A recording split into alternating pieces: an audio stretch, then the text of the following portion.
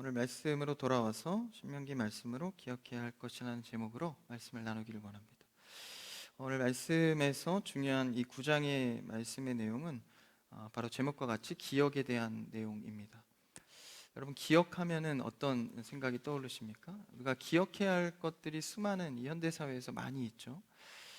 내 생활의 개인의 관리 측면에서도 기억이 있을 것이고, 신앙인들로서도 이제 기억해야 할 사항들이 굉장히 많습니다. 이 기억은 사람마다 이 차이를 발생시킵니다. 누구는 이제 기억에 은사가 있어서 되게 많은 것을 기억하기도 합니다. 그래서 뭐 어느 날에 어느 옷을 입었고, 심지어는 그 향기까지도 기억하는 사람들도 있어요. 그래서 그런 은사가 있는 사람들은 참 부럽습니다. 저는 그렇게 기억에 은사가 없어서 많이 놓치곤 합니다. 근데 그 기억의 은사가 없다 하더라도 이 기억의 영역에서는 누구나 중요한 것은 기억하게 되기 마련입니다. 어렸을 적에 기억이 다 떠오르진 않지만 정말 중요한 장면들, 그리고 조금은 충격적이었던 장면들은 모두 다 기억하는 것처럼 은사와 상관없이 우리는 중요한 것에 대해서는 늘 기억을 하게 됩니다. 그래서 그 차이와 간격 때문에 누구는 많이 기억하는데, 뭐 연인 간에도 그렇고 관계에서도 누구는 많이 기억하는데 한쪽에서 기억을 전혀 하지 못하면 또 서운하기도 하고, 그것 때문에 또 갈등이 일어나기도 합니다. 이만큼 기억은 굉장히 우리 삶에 중요한 역할을 합니다. 그리고 오늘 말씀의 핵심처럼 무엇을 기억하느냐에 따라서 나의 삶의 방향성까지도 달라질 수 있다는 것이죠. 내가 이 부분을 중요하게 늘 기억하고 상기함에 따라 내 말과 언행이 달라질 수 있다는 것입니다. 그래서 우리는 평소에 생각하고 말하고 이런 부분들 속에서 어떤 것을 기억하고 살아가는가, 굉장히 중요한 문제이죠. 그래서 우린 신앙인들로서 기억해야 할 중심의 핵심이 무엇인지를 오늘 말씀을 통해서 살펴보고자 합니다. 오늘 신명기의 상황은 광야 40년 이후에, 그러니까 이스라엘 백성들이 애굽에서 400년 동안 종살이하고 모세를 통해서 출애굽을 합니다.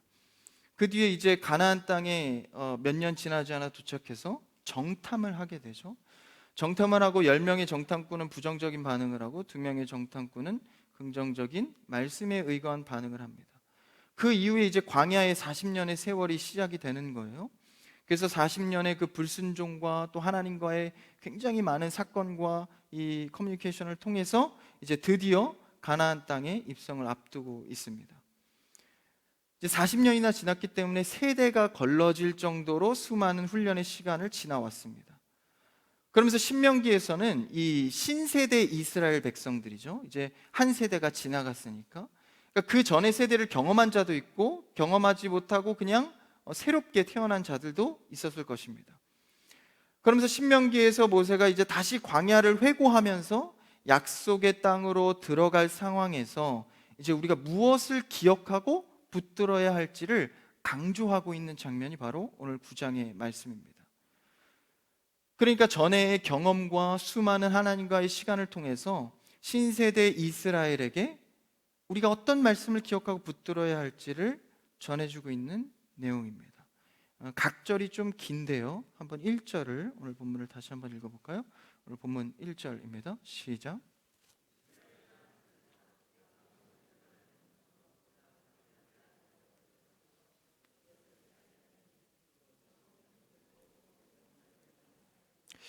첫 서두의 시작이 이스라엘아 들으라 라고 권하고 있습니다. 근데 여기서 들으라라는 것은 단순히 나의 목소리를 들어라, 이해해라 라는 것이 아니라 중의적인 표현으로 순종해라, 그러니까 너 내 말 좀 잘 들어, 엄마 말 좀 잘 들어 할 때 그 의미까지 포함하고 있습니다. 그러니까 내 말을 잘 듣고 행하라 라는 권고를 하고 있는 것이죠. 단순히 말씀은 듣는 것이 아니라 행하는 것까지가 우리는 말씀을 듣는 것입니다. 그래서 듣고 은혜 받았다로 감정적으로 흘리는 것이 아니라 말씀이 살아 움직여 실제로 적용되는 것이 하나님께 순종하는 것입니다.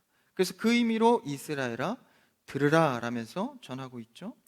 당신이 이제 광야 40년 후에 이제 가나안 땅을 차지할 것이라는 확신의 말씀을 다시 한번 전해주고 있습니다. 그 전에 오늘 1절에 보니까 요단을 건너서 너보다 강대한 나라들로 들어가서 그것을 차지하리니, 그러니까 40년이 지났지만 아직도 그 나라는 강대하고 성벽이 높았다는 것을 말하고 있습니다. 그럼에도 불구하고 그것을 차지한다. 그래서 겁을 주는 게 아니라 실제 상황이나 그 가나안 땅이 더 강해졌다 할지라도 말씀의 변화가 없음을 강조하고 있는 것입니다. 한번 나아가서 2절 말씀까지 읽어볼까요? 2절입니다. 2절 띄워주세요. 시작.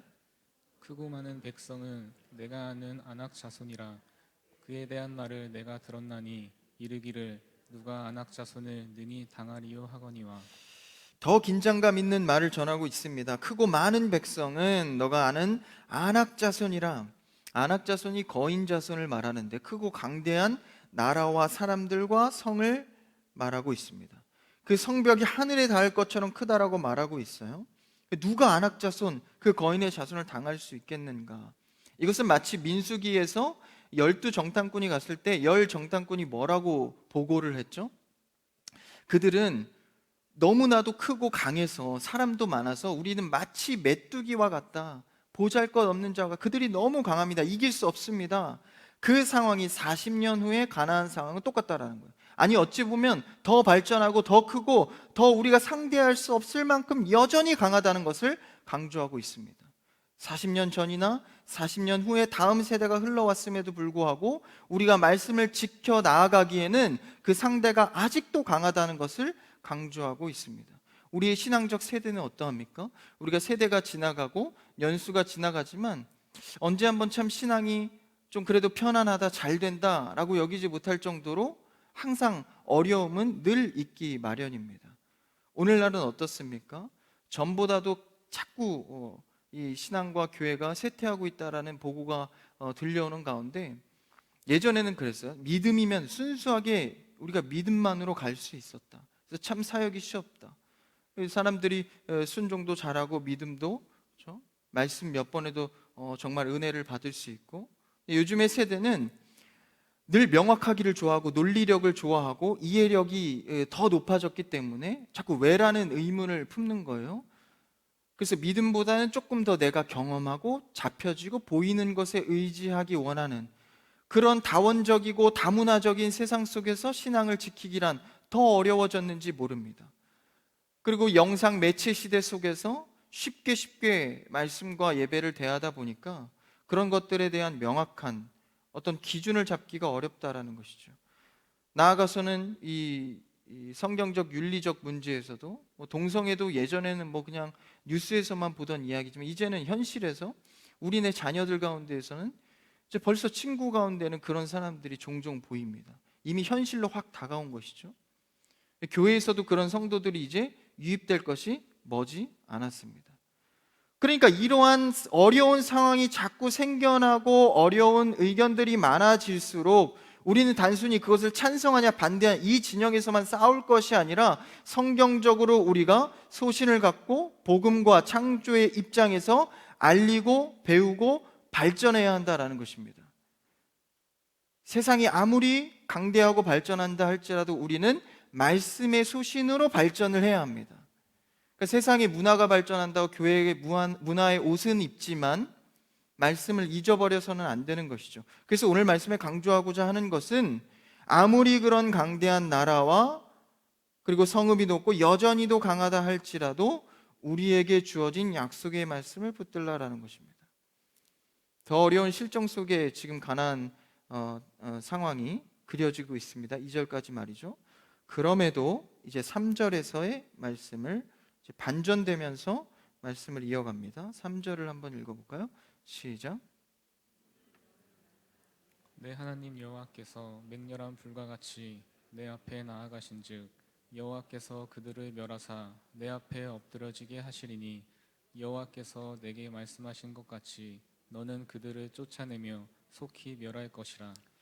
하나님께서 그 가나안 땅은 40년 전이나 지금이나 오히려 더 강해서 그들이 꺾일 기세가 보이지 않지만 하나님의 약속은, 하나님의 말씀은 40년 전이나 지금이나 오늘 우리에게나 똑같다라는 것입니다. 세상이 아무리 변하고 신앙이 어렵다라고 말하지만 보고되어지는 부정적인 상황 속에서 우리가 힘을 낼 수 있는 것은 하나님의 말씀은 예나 지금이나 변하지 않는다라는 것입니다. 그렇다면 그 말씀을 붙드는 자들에게는 능력이요 소망이다라는 것입니다. 우리가 흔들리는 세상 그리고 보이는 것들 속에서 무엇을 붙들어야 하는지를 오늘 강력하게 공고해주고 있습니다. 근데 우리가 우리의 노력으로 붙드는 것이 아니라 이미 그 말씀대로 하나님께서 행하신다라는 거예요. 너가 알라, 뭘 알라는 거예요? 하나님 여호와께서 맹렬한 불과 같이 내 앞에 나아가신즉, 다시 말하면 나보다 앞서신다라는 것입니다. 늘 우리가 신앙생활하다 보면 내가 앞서는 것 같아요. 하나님은 뒤처지는 것 같고, 내 기도 제목 들으시고 움직이시는 것 같고, 내 상황이 슬픔에 치달았을 때 드디어 움직이시는 것 같고, 내가 기도를 몇 년은 해야 하나님이 움직이시는 것 같지만, 실제 하나님의 때가 되고 말씀을 이룰 때가 되면 하나님은 여전히도 말씀으로 내 앞에 계신다라는 것입니다. 여러분, 앞에 계신 하나님을 말씀을 통하여 문득 발견하게 되기를 축복합니다. 하나님께서 내 앞에 일하신다는 걸 발견할 때 나에게 힘과 은혜가 되는 것이죠. 맹렬한 불같이 내 앞에 먼저 가겠다. 할렐루야. 이 3절의 말씀이 얼마나 우리에게 힘을 주는지 몰라요? 맹렬한 불같이, 불은 심판을 말하죠. 심판의 주권자 되신 그분이 그냥 불이 아니라 맹렬히 날카로운 그 불로 네 앞에 먼저 가서 일하겠다. 그리고 이 땅을 반드시 차지하겠다. 40년 전에 두려워 떨던 너의 보고와 오늘날도 달라지지 않았던 그 세상의 벽 앞에 내 앞에 가서 먼저 일하겠다고 말씀하십니다. 그리고 말씀을 이어가시죠. 한번 4절을 읽어볼까요? 4절입니다. 시작. 내 하나님 여호와께서 그들을 내 앞에서 쫓아내신 후에 내가 심중에 이르기를 내 공의로움으로 말미암아 여호와께서 나를 이 땅으로 인도하여 들여서 그것을 차지하게 하셨다 하지 말라. 이 민족들이 악함으로 말미암아 여호와께서 그들을 내 앞에서 쫓아내심이니라. 하나님께서 이제 그들을 쫓아내면 속히 멸할 것이고 네 앞에 가서 일할 것인데, 중요한 기억해야 할 것 하나를 언급하십니다. 하나님께서 그들 앞서서 쫓아내실 때 너희가 마음먹고 기억해야 할 것이 있다. 그것이 무엇이냐?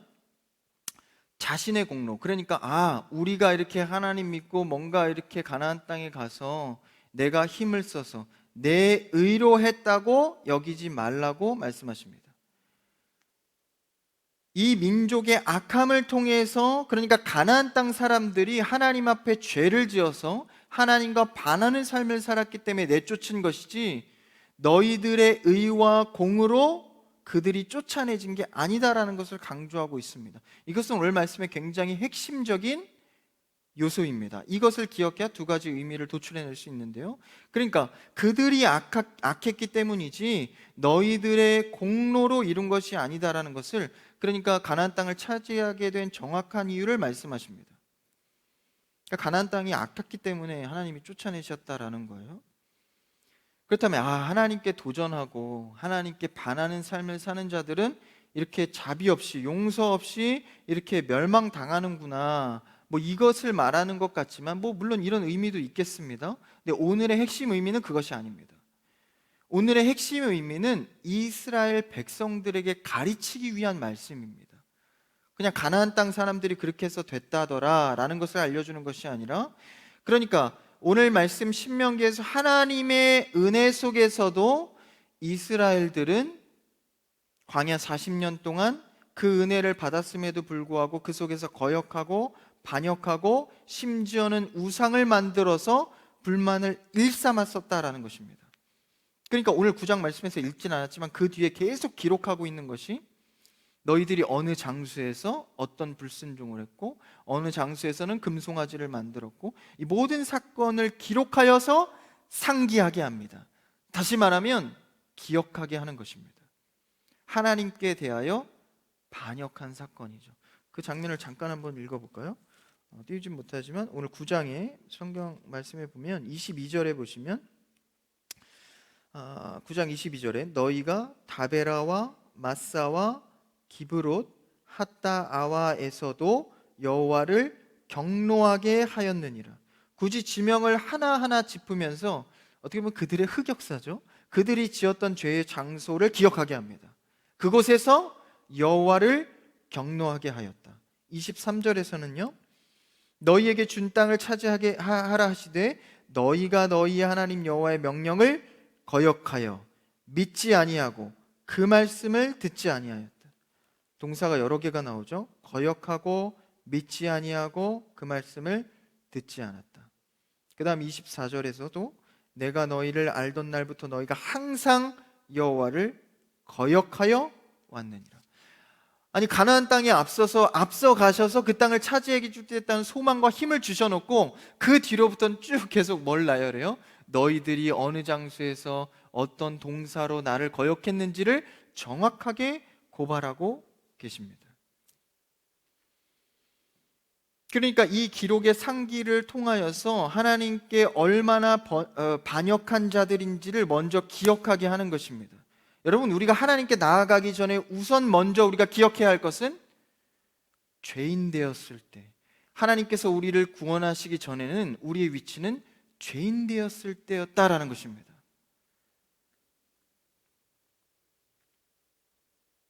그래서 가나안 땅 사람들이 자신들의 그 죄들로 인해서 쫓겨나는 것을 이스라엘이 보게 하는 겁니다. 가르쳐 주시죠. 너희들이 잘해서 그들이 쫓겨나는 게 아니라 가나안 땅 자기들 죄 때문에 쫓겨나는 거야. 이방인들이나 가나안의 이방인들이나 이스라엘 하나님의 백성 자신들이나 하나님을 거역하고 불순종한 본질은 똑같다는 것을 알려주고 있는 것입니다. 죄는 다를 것이 없다. 뭐가 다릅니까? 그러나 이들은 하나님의 백성이 되어서 하나님의 은총의 자리에 거하는 것이 달랐다는 것입니다. 그러니까 우리의 공로나 우리의 힘으로 된 것이 아니라 어디에 거하느냐의 문제였다라는 것을 말씀해 주고 있는 것입니다. 여러분, 우리도 신앙생활 하다 보면 야, 누가 믿음이 좋아, 누구는 참 잘해, 누구는 어떤 은사도 있어 따지고 평가하고 판단하지만 하나님 입장에서 중요한 것은 네가 어디에 거하느냐, 어떤 은사, 어떤 봉사, 어떤 섬김을 많이 했냐가 아니라 네가 어디에 거하느냐, 예배의 자리에 거하고 있는가, 하나님의 은총과 자비의 자리에 거하고 있는가, 어떤 어려움이 발생했을 때 그래도 하나님을 먼저 찾는 자리에 있는가. 이것을 통하여서 너희의 죄의 죄된 모습에 그 현장에서의 모든 나열을 통하여서 너희는 그런 죄인이었다. 그리고 가나안 사람들도 똑같은 그런 나를 반역한 죄 때문에 쫓겨난다. 그런데 너희는 쫓겨나는 게 아니라 가나안 땅을 차지하게 될 것이다. 믿지 않는 자나 믿는 자나 똑같은 죄를 짓습니다. 하나님 보시기에 누구나 죄인입니다. 그러나 하나님의 백성 되어서 하나님 안에 거하는 자들은 아무리 죄가 있다 하더라도 하나님의 자비를 받게 됩니다. 우리는 하나님을 믿는 것으로 세상과 다른 위치에 있음을 늘 기억해야 합니다. 내 죄를 기억하고 죄인된 내가 어디에 거하고 있는지를 늘 기억하여서 하나님의 자비가 오늘도 나에게 풍성하다는 것을 우리는 늘 기억해야 합니다. 불평, 불만인 어려운 상황 속에서도 그럼에도 불구하고 나는 하나님의 은총을 받는 자야, 나는 그 자리에 있어, 이것을 잊지 말아야 한다는 것입니다. 우리는 하나님의 긍휼하심을 받았다는 기억으로 살아가야 합니다. 오늘도 내일도 하나님의 긍휼 속에 살아간다. 이것이 하나님의 백성과 가나안의 사람들의 차이였습니다. 그래서 이스라엘이 제대로 설 수 있도록 하는 가나안 땅, 도구에, 가나안 사람들은 그 도구에 불과하다는 것이죠. 그래서 하나님의 초점은요, 늘 우리를 향해서, 나를 향해서 바라보고 있다는 것입니다. 그래서 그들의 멸망을 보니 내가 당해야 할 징벌이나 하나님께서는 나를 보호하신다는 것이죠. 그래서 예레미야 애가에서는 그 아침마다 그 긍휼하심을 본다. 여러분, 아침에 깰 때 하나님의 긍휼하심 속에 살아가는 여러분 되길 축복합니다. 그 긍휼과 자비가 아니면 내가 살아갈 수 없음을 고백합니다. 그럼 내가 죄인 되었을 때의 그분의 자비를 기억하는 것, 죄인의 자리를 기억하는 것과 자비를 기억하는. 그리고 또 하나의 의미가 무엇일까요? 5절에서 말해주고 있는데 좀 깁니다. 한번 천천히 같이 읽어볼까요? 5절 시작. 그래서 그 땅을 차지함은 내 공의로 말미암음도 아니며 내 마음이 정직함으로 말미암음도 아니요 이 민족들이 악함으로 말미암아 내 하나님 여호와께서 그들을 내 앞에서 쫓아내심이라. 여호와께서 이같이 하심은 내 조상 아브라함과 이삭과 야곱에게 하신 맹세를 이루려 하심이니라. 우리가 또 다른 의미를 5절에서 발견할 수 있죠. 왜 가나안 땅과 그리고 자신의 죄에 폭로를 하고 있는지를. 또 하나의 의미는 무엇입니까? 내 공의도 아니고 내 마음의 정직함도 아니다. 내가 정직하게 사회적으로 윤리적으로 행한 일, 의롭게 행한 일, 이것으로 네가 그 땅을 차지하는 것이 아니다. 진멸돼야 할 자들임에도 불구하고 하나님이 끌고 가시는 근거는 무엇입니까? 오늘 말씀해 보니까 아브라함과 이삭과 야곱에게 하신 말씀이다라는 것입니다. 하나님께서 우리를 끌고 가실 것에 대한 근거는요, 바로 말씀입니다. 그러니까 여러분들이 기도하실 때 반드시 말씀을 붙들고 기도할 때 하나님이 그 근거를 삼으셔서 응답하십니다. 하나님은 말씀대로 이행하시는 것이 성경의 방법이라 말씀하십니다. 그러니까 우리가 말씀을 듣고 기도하는 것, 내가 말씀에 받은 은혜로 기도하는 것이 가장 하나님 앞에 건강하고 올바른 기도입니다. 내 기도 제목은 그렇지 않아도 들어본 말씀을 기억해 보니까 이런 방향으로 해야겠다. 하나님은 이걸 좋아하시는구나. 하나님의 은혜는 여기에 있구나. 내 말씀의 기도의 제목을 바꾸고 방향성을 달리할 때 하나님의 방법을 보게 되는 것이죠. 하나님은 늘 언약을 근거해서 일하십니다. 그러니까 이스라엘 백성들의 모습을 보니까 공의도 정직함도 인정받을 만한 게 되지 않는데 하나님의 맹세하심, 네 조상 아브라함과 이삭과 야곱을 통해서 맹세하신 것 때문에 이룰 수밖에 없다는 것입니다. 우리는 말씀을 듣기를 사모해야 합니다. 말씀으로 기도하기를 좋아해야 합니다. 내 생각과 감흥과 보여지는 대로 기도하는 습관을 버리고 하나님의 말씀에서 무엇을 원하시는가를 듣고 기도하는 여러분들을 축복합니다. 그래서 부르짖는 기도도 있지만 듣는 기도도 있습니다. 하나님, 나에게 무엇을 원하십니까? 그래서 기도하면서 계속 내 것만 외치다가 가면은 이제 하나님께서 말할 타이밍이 없는 거예요. 하나님 앞에 잠잠히 들을 시간도 필요합니다. 말씀의 시간, 침묵의 시간, 묵상의 시간을 통해서 하나님, 나에게 무엇을 원하십니까? 그럴 때 하나님께서는 언약의 근거의 말씀에 따라 일하신다라는 것이죠. 그러니까 이것은 아브라함 때부터 한 약속이다라는 거예요. 아브라함 때부터 그 자손을 열거하고 있죠. 이삭과 야곱. 그리고 조상이라는 표현을 쓰면서 시 자손으로부터 가능하여진다라는 것을 말해주고 있습니다. 근데 여기서 아브라함의 자손을 언급할 때 당연히 이제 자손들이니까 복수로 표시를 해야 되는데 원어에는 단수로 쓰여집니다. 그러니까 아브라함의 자손, 한 자손 단수로 쓰면 그 자손의 언약을 통하여서 너희가 회복하고 땅을 차지하게 된다라는 거예요. 단수의 그 자손은 누구입니까? 아브라함의 씨부로부터 그리고 다윗의 자손까지 나아가서 오실 예수 그리스도를 예표하고 있는 것입니다. 그러니까 하나님께서 언약의 근거로 삼으시는 말씀은요, 오실 예수 그리스도를 통하여서 너희를 구원하신다는 의미를 갖습니다. 그러니까 예수 그리스도가 오신 다음에 그 복음이 전해지는 것이 아니라 사실은 오시기 전부터 시간과 공간과 과거와 미래와 현재를 초월하시는 예수 그리스도의 은혜로 구약의 인물들도 은혜를 받는다라는 것입니다. 마치 우리가 예수님은 이미 죽으시고 부활 승천하셔서 우리에게 보이진 않지만 그 2000년 후의 미래인 우리에게 동일하게 예수 그리스도의 은혜가 적용되는 것처럼 예수 그리스도가 죽기 이전의 그 과거에도 그 예수 그리스도의 예언의 말씀을 통하여서 은혜를 받는다라는 것입니다. 구원을 받는다라는 것이죠. 그러니까 이것이 복음에 감춰진 신비입니다. 우리가 다 알 수 없지만 실행되고 있는 사실이다라는 것이죠. 여러분, 우리는 이 예수 그리스도를 통하여서 날마다 이 언약의 예수 그리스도의 근거에서 살아가기를 축복합니다. 그것만이 오늘날 우리를 살리고 과거의 구약의 인물들을 살렸다는 것입니다. 그러니까 이들이 그렇게 광야에 지은 죄들도요, 사실은 하나님의 언약, 다시 말하면 예수 그리스도가 대신해서 받은 그 은혜를 통하여서 용서가 가능하다라는 것입니다. 구약도 신약도 예수 그리스도의 은혜로 구원을 받습니다. 이것이 우리가 성경을 보는 가장 핵심적인 예수 그리스도에 대한 내용입니다. 그래서 이 얻은 은혜를 통하여서 가나안 땅의 심판, 죄인들을 향한 것, 똑같은 죄를 지었지만 하나님 예수 그리스도의 은혜 안에 있는 자들은 이 죄를 피해가는 것이죠. 이 형벌을 피해가는 것입니다. 왜냐하면 예수님이 대신 그 죄를 지시기 때문입니다. 그러니까 하나님의 자비로 하나님의 백성은 예수 그리스도를 통하여서 은혜를 받는다.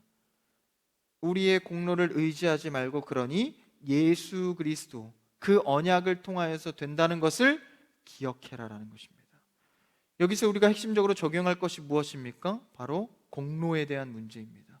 이스라엘 백성들은 하나님께서 아브라함의 자손 예수 그리스도를 알려주시면서 그 언약의 말씀으로 너희가 회복되고 구원된다는 것을 알리십니다. 역으로 말하면 너의 공로, 너가 마음속에 생각하고 있는 공로를 내려놓고 그것을 기억하지 말고 예수 그리스도의 공로를 기억해라라는 것입니다. 여러분, 우리는 신앙생활하면서 아니 삶의 모든 전반에 있어서 인간의 공로, 나의 공로를 드러내지 않고 은혜를 기억하는 여러분 되기를 축복합니다. 아, 내가 이거 열심히 한 것 같지만 사실은 맞아, 하나님의 은혜로 된 것이지. 그래서 그걸 표현하는 게 뭐예요? 바로 11조헌금입니다. 10분의 1을 떼어서 모든 것은 하나님께로 왔습니다를 표현하는 것이죠.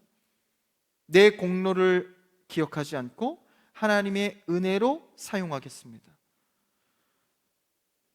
그러니까 누가 잘해서 누가 교회에서 누가 잘해서 더 나아서 된 것이 아니라 모든 것은 하나님의 은혜로 된 것입니다.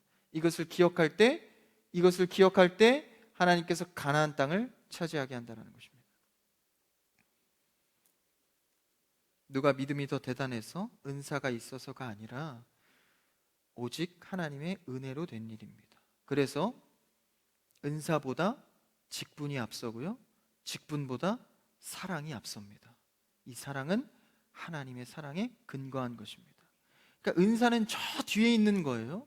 그래서 너 이런 은사를 받았구나, 이런 봉사하면 믿음이 충만한 것처럼 아닙니다. 은사는 저 뒤에 있습니다. 직분, 그 다음 사랑입니다. 그러므로 예수 그리스도로 말미암지 않은 것은 아무것도 없다라는 것이죠.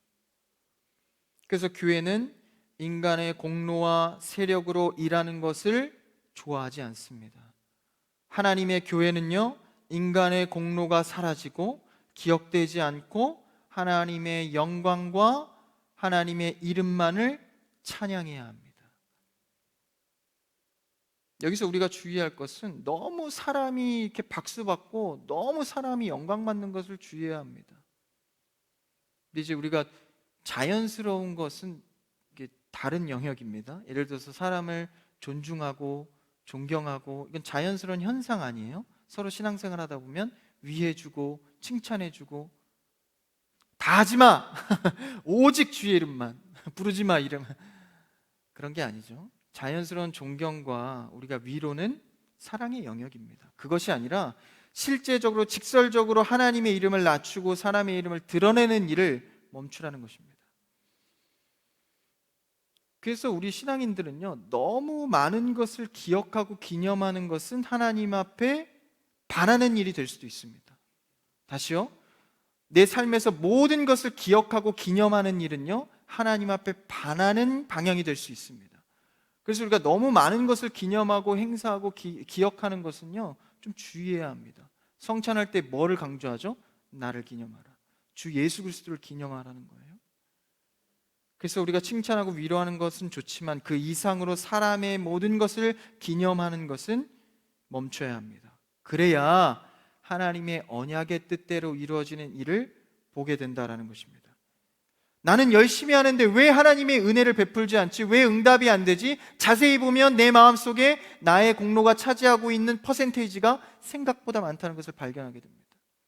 그럴 때 우리는 다시 한번 주 앞에 무릎 꿇어야 합니다. 예배 드려야 합니다. 성찬해야 합니다. 기도해야 합니다. 이 공로가 자꾸 심해지면요, 나의 공로, 인간의 공로가 심해지면 반드시 따라오는 게 바로 보상심리입니다.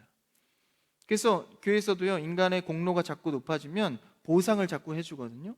그럼 그게 신앙생활인 것 같은 느낌이 듭니다. 아, 좀 보람이 되고, 야, 보상이 되네. 근데 그것은 하나님의 열매를 맺지는 못합니다. 오히려 물질이든 인간적 마음이든 인간적인 것을 바라게 된다라는 것이죠. 그래서 오늘 말씀에서 기억해야 할 것은, 내가 죄인 되었을 때에 하나님께서 가나안 땅과 사람들과 같이 벌하지 아니하시고 긍휼을 베푸셨다는 것, 그 기억과, 그리고 하나님의 말씀, 예수 그리스도를 통하여서 나를 구원하셨다는 그 두 가지를 기억해야 합니다. 사도 바울은요, 인생의 끝자락, 그러니까 마지막 서신이죠, 디모데 전후서를 쓰면서 마지막 자신이 서신을 쓰면서 이렇게 고백합니다. 디모데후서 4장 8절을 한번 읽어볼까요? 한번 띄워주시면 같이 읽을까요? 시작. 이제 후로는 나를 위하여 의의 면류관이 예비되었으므로 주 곧 의로우신 재판장이 그날에 내게 주실 것이며 내게만 아니라 주의 나타나심을 사모하는 모든 자에게 도니라. 세상은 바울을 죽이려 하고 그의 복음에 대해서 비판하고 그의 사도권에 대해서 시비를 걸었습니다. 그를 평가했습니다. 그런데 사도 바울은 그것에 연연하지 않고, 죽을 위기가 와도 연연하지 않고, 오직 의로운 재판장이 그날에 내게 행할 것을 기억했다라는 것입니다. 그러니까 그의 삶은 어떤 풍파와 어려움 속에서도 육신을 초월하는 삶을, 영적인 삶을 이뤄낸 것입니다. 그것은 무엇을 기억했기 때문입니까? 사람들이 아무리 나를 평가해도 의로운 재판장만이 나를 정확하게 판단할 수 있기에 그분을 기억하여 살아갔다는 것입니다. 그러니까요, 하나님의 재판과 판단 앞에만 서겠다. 너희들이 나를 아무리 조롱하고 힘들게 하고 나를 평가하고 판단한다 할지라도 하나님 앞에서의 칭찬과 하나님 앞에서의 판단을 나는 인정하겠다라는 태도입니다. 그러니까 얼마나 당당합니까? 가진 것 없어도 당당한 사도 바울은 바로 이러한 기억 때문이었습니다. 하나님 앞에서만 하나님이 주실 것을 기대하는 태도입니다. 그래서 그의 자비하심과 그분의 긍휼하심 앞에 서는 것, 그래서 오늘도 우리는 그의 자비하심으로 충분하다는 고백으로 늘 시작해야 합니다. 그래서 여러분, 아침에 눈 뜰 때 이렇게 한번 고백해 보세요. 오늘도 주의 자비로 나는 충분합니다. 이상한가요? 오늘 저도 이제 말씀을 준비하면서 아침에 샤워하면서, 오늘도 주의 긍휼로 충분합니다. 이제 학교에 갔어요.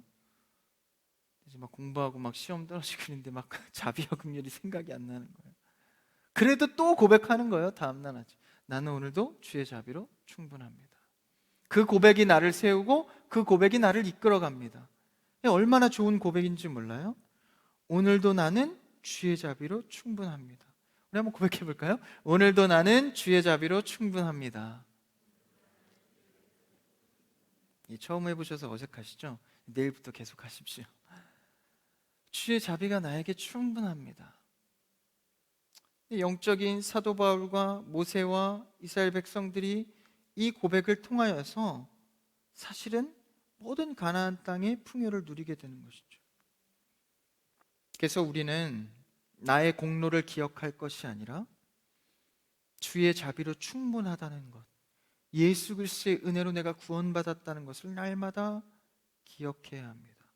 오늘 말씀 읽진 않았지만 7절, 본문 9장 7절을 한번 읽고 마칠까요? 7절을 한번 읽어봅시다. 본문 7절 시작. 너는 광야에서 하던 일을 잊지 말고 기억하라. 내가 애굽 땅에서 나오던 날부터 이곳에 이르기까지 늘 여호와를 거역하였으되, 너가 여호와 하나님을 경노하게 하고 늘 불순종했던 것을 기억하라. 지금 이거 어느 상황에 하는 말이에요? 가나안 땅을 차지하게 해주겠다라는 말과 동시에 일어나는 말입니다.